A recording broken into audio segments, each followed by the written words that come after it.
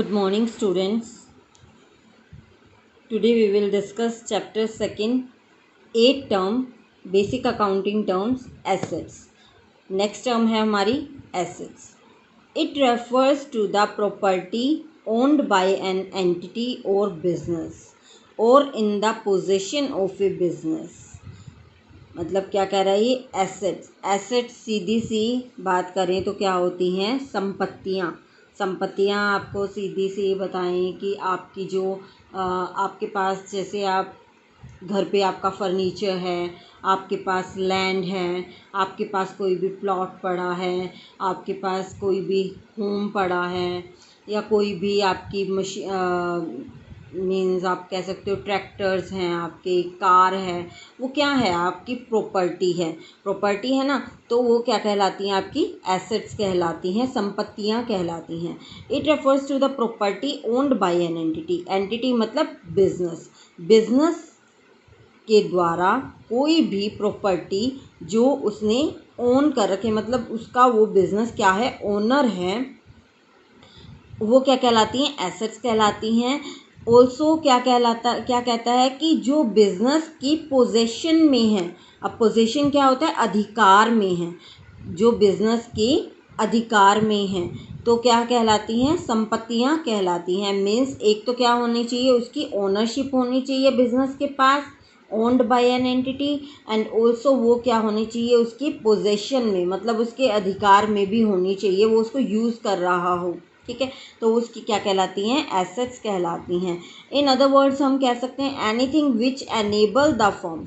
Anything कोई भी चीज़, जो कोई भी संपत्ति जो फर्म को एनेबल मतलब काबिल बनाती है to get economic benefit. Economic मतलब पैसे से रिलेटेड बेनिफिट लेने में in the future is term to be an asset.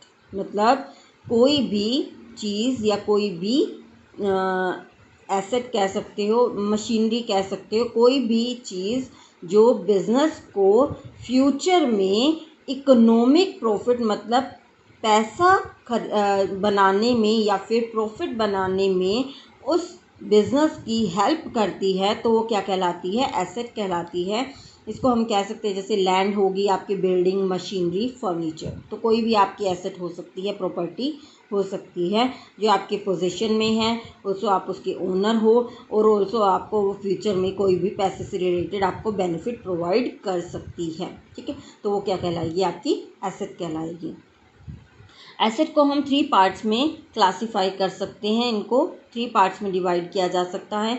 First is non current asset, second is current asset, third is fictitious assets. Non current assets, non current assets को further classify किया गया है, further 2 parts में divide किया गया है। First is tangible assets, second is intangible assets. Okay, first we will discuss non current assets. हमारी non current assets क्या होती हैं?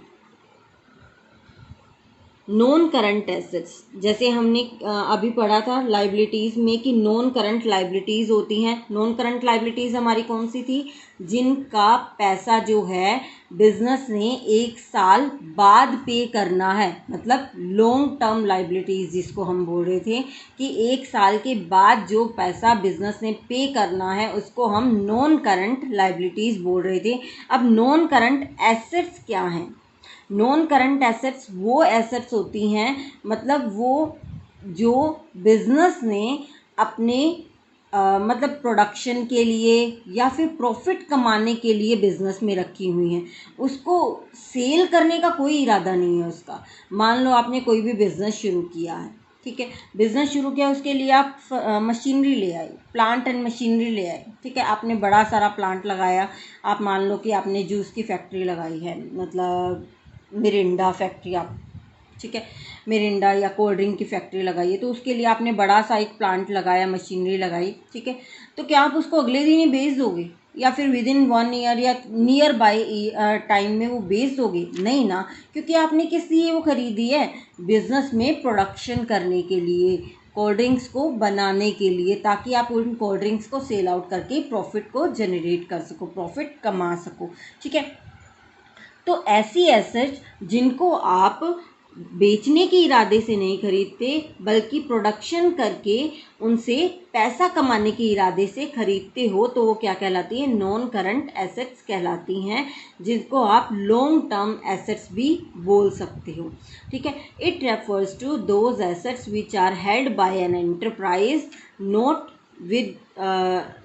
With the purpose of sale, मतलब सेल के पर्पज से नहीं खरीदी जाती, but to held either as investment, या तो एक इन्वेस्टमेंट की तरह से आप रखते हो उसको, या फिर और to facilitate in the business organisation. Facilitate मतलब किसी भी प्रोडक्शन के काम में आई या प्रॉफिट कमाने के काम में बिजनेस ऑर्गेनाइजेशन की आती है।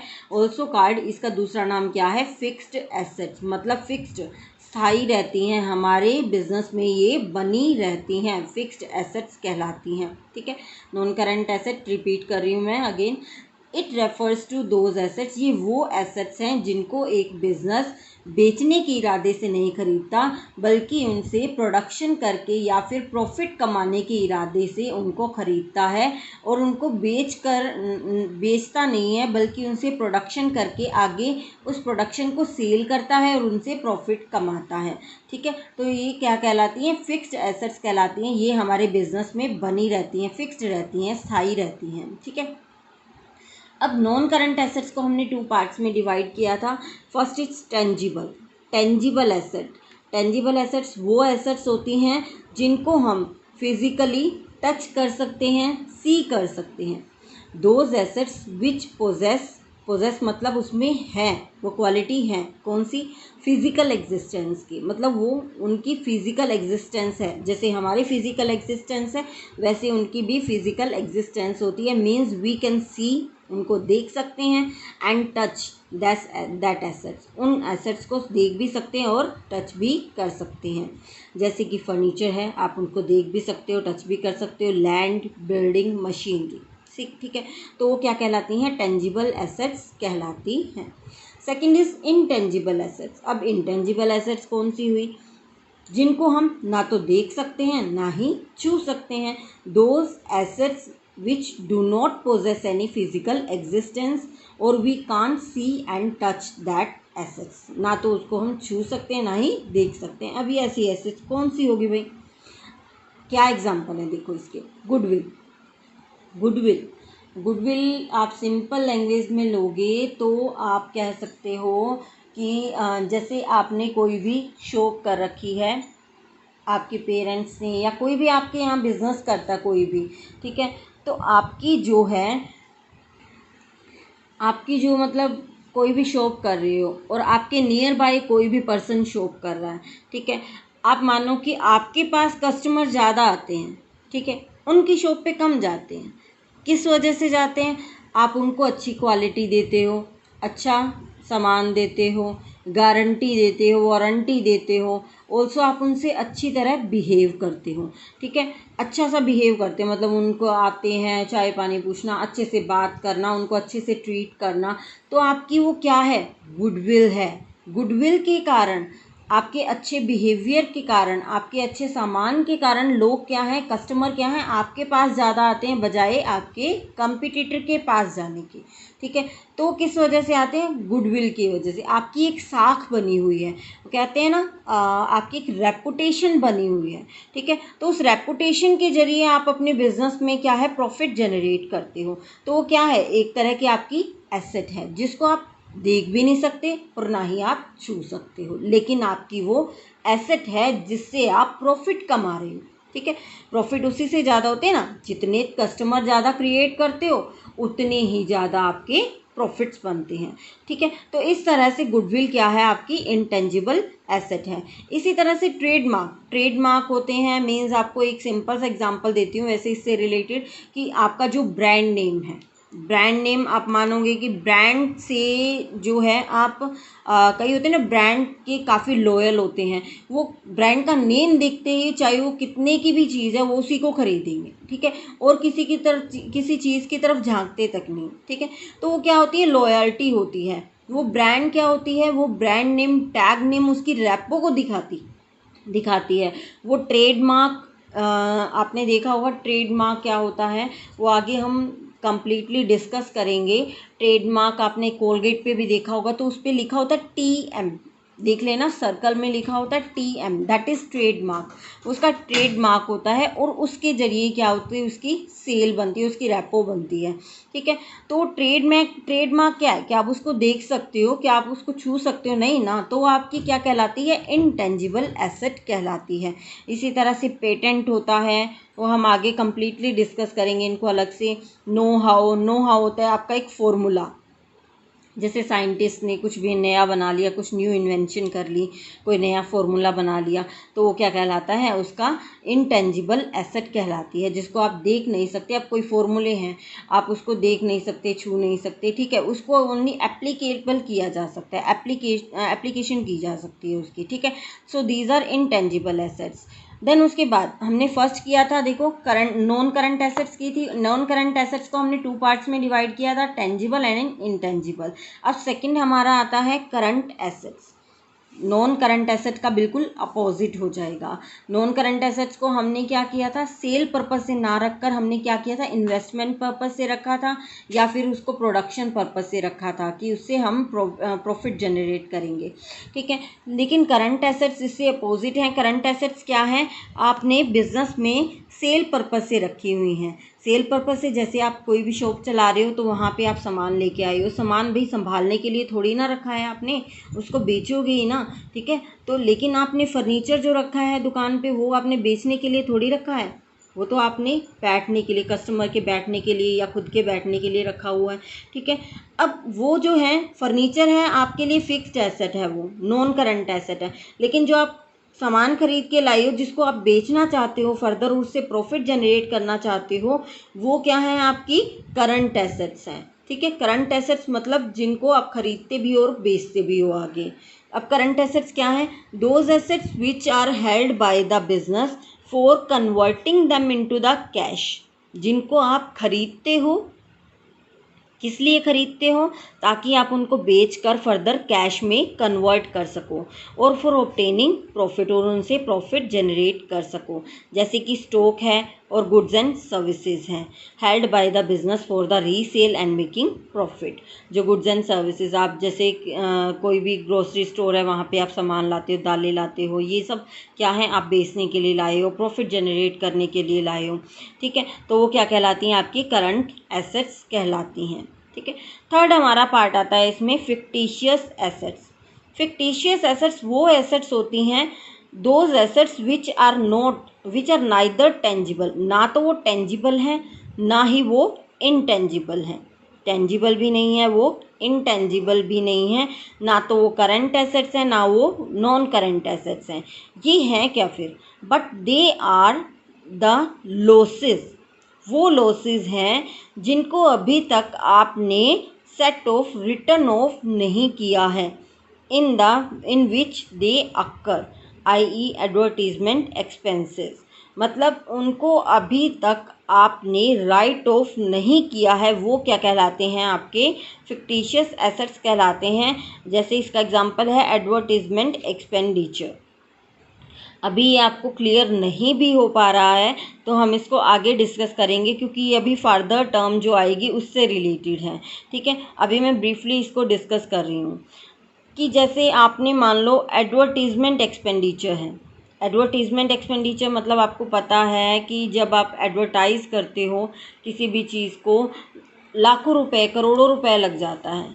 ठीक है, अगर आप एक अच्छे वेल नोन सेलिब्रिटी को लेते हो, सेलिब्रिटी को एज ए मॉडल चूज़ करते हो, तो उसको कितना सारा पैसा देना पड़ता है। ठीक है, तो आप कंपनी का लाखों करोड़ों का खर्चा हो जाता है उसमें।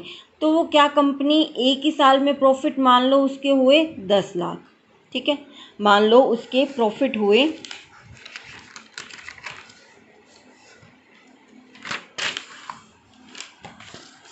देखो मान लो प्रॉफिट हुए उस साल के उसके 50 लाख, मान लो, हम 10 लाख भी नहीं लेते। ठीक है, 50 लैक्स उसके प्रॉफिट्स हो गए। ठीक है, अब उसने एडवर्टीजमेंट एक्सपेंसेस किए हुए, एडवर्टीजमेंट एक्सपेंसेस उसने कर लिए, मान लो 60 लैक्स के एक्सपेंसेस कर लिए, बहुत बड़ा एक्सपेंडिचर किया उसने एडवर्टीजमेंट पे। तो जिस साल में उसने एक्सपेंडिचर किया उस साल के प्रॉफिट थे 50 लाख रुपए। जब वो, आपको पता है प्रॉफिट कैसे निकलते हैं, प्रॉफिट में से आप सारे के सारे एक्सपेंसेस माइनस कर देते हो तो ही हम प्रॉफिट निकालते हैं। अब मैं 50 में से 60 लैक्स माइनस कर देती हूँ तो मैं क्या चलेगी, 10 लाख लॉस में चलेगी, लॉस में चले गए। लेकिन मुझे पता है, लेकिन मुझे लॉस तो हुआ ही नहीं, इतना लॉस नहीं है मेरा, क्योंकि मेरी कंपनी तो क्या है, प्रॉफिट में चल रही है, 50 लाख प्रॉफिट में चल रही है। लेकिन मुझे ये भी पता है कि जो 60 लाख जो मैंने एडवर्टीजमेंट पे खर्चा किया है ये मुझे आगे 10 साल तक बेनिफिट देगा, 10 ईयर्स तक मुझे बेनिफिट देगा। जो मैं एडवर्टीजमेंट कर रहा हूँ वो मुझे 10 ईयर्स तक बेनिफिट आगे प्रोवाइड करेगा, ठीक है। तो 10 ईयर्स तक जब मुझे बेनिफिट आगे मिल रहे हैं तो मुझे 10 साल में ही एक्सपेंसेस को बांटना चाहिए ना, मैं एक साल पे ही बर्डन क्यों लूँ। समझ गए मेरी बात। 50 लाख प्रॉफिट मैंने एक साल में कमाए तो 60 लाख का बेनिफिट तो मुझे 10 साल तक मिल रहा है ना, ठीक है। तो क्यों ना मैं इस 60 लाख को 10 साल में उसको प्रॉफिट में से काट दूँ। देखो 50 लाख के प्रॉफिट थे, अगर मैं इसको 10 साल में बराबर बराबर डिवाइड कर देती हूँ, 60 लैक्स डिवाइड बाय अगर मैंने 10 कर दिया तो हर साल में मुझे कितने डिवाइड करने पड़े, 6 लाख डिवाइड करने पड़े। अब मेरे प्रॉफिट थे 50 लाख, 50 में से मैंने 6 लाख के जो एक्सपेंसेस हैं इस साल के वो मैंने माइनस कर दिए, तो मेरे प्रॉफिट अभी भी कितने हैं, 44 लैक्स हैं या नहीं है। अब मैं कह सकती हूँ ना मेरी कंपनी प्रॉफिट में चल रही है, ठीक है। जहाँ मेरा क्या कर रहा था, 10 लाख जो है लॉस शो कर रहा था, वहाँ पे मेरी 44 लैक्स प्रॉफिट शो हो रहे हैं। किस वजह से, क्योंकि 60 लाख का जो बेनिफिट था मुझे 10 साल तक मिल रहा था, अब मैंने उसको 10 साल में डिवाइड कर दिया कि मैं हर साल भाई 6 लाख जो है वो डिडक्ट करूँगी, पूरा का पूरा 60 लाख एक साल में ही डिडक्ट ना करके हर एक साल में 6 लाख जो है प्रॉफिट में से कट करूँगी, ठीक है। तो एक साल में बर्डन ना डालकर 10 सालों तक डालना है। तो अब मेरे प्रॉफिट क्या बच गए, 44 लैक्स बच गए। अब यही कह रहा है जो रिटर्न ऑफ नहीं किया है वो अमाउंट कितना है, 60 लाख के एडवर्टीजमेंट एक्सपेंसेस से। अब उसमें से अभी मैंने 6 लाख ही वो किए हैं, डिडक्ट किए हैं। 60 लाख में से अभी रह कितने गए, 54 लैक्स अभी भी मैंने डिडक्ट करने हैं, जो आगे आने वाले ईयर्स में मैं हर साल में 6-6 लाख करके डिडक्ट करूँगी, ठीक है। तो ये जो है रिटर्न ऑफ अभी नहीं किए गए, नॉट रिटर्न ऑफ, ये 6 लाख मैंने राइट ऑफ कर दिए, मतलब प्रॉफिट में से घटा दिए, लेकिन ये 54 लैक्स मैंने अभी प्रॉफिट में से नहीं घटाए। तो 54 लैक्स क्या है, नॉट रिटर्न ऑफ एक्सपेंसेस हैं। तो यहीं पे हम यही डिस्कस कर रहे थे कि जो दे आर लॉसेस, ये लॉसेस हैं not return of in the year in which they occur, ठीक है। जिस साल में वो एक्सपेंसेस हुए हैं उस साल में उनको राइट ऑफ नहीं किया गया है। ये क्या है, एडवर्टीजमेंट एक्सपेंसेस वगैरह होते हैं, ठीक है। अभी आपको ये वाला पॉइंट नहीं भी समझ में आ रहा है तो कोई प्रॉब्लम नहीं है, नेक्स्ट टाइम जब इससे रिलेटेड टॉपिक्स आएंगे तो उस टाइम आपको और क्लियर हो जाएगा। Okay, thank you.